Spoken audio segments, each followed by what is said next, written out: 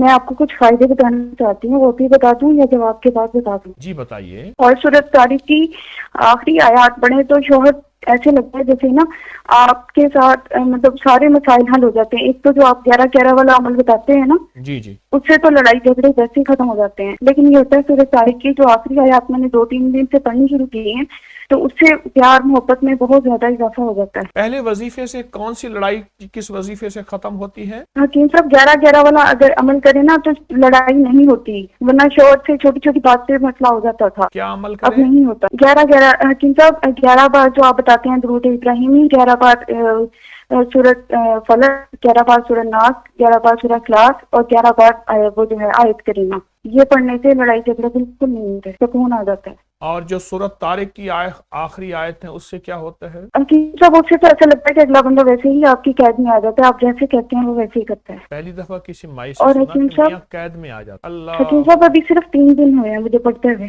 اچھا وہ اب آپ کی قید میں ہے؟ جی ہاں جی بالکل، اب تو ایسے ہی لگتا ہے 3 دن سے۔ اللہ، الحمدللہ۔ مظلوم بیچارہ۔ حکیم صاحب میرے کچھ سوال بتا دیجیے، لکھا ایک تو مجھے پردیس اپنے کی حل سمت وظائف کی وطن کو اجازت۔ یاد کیا کرنا، جہاں بے درد حاکم ہو وہاں فریاد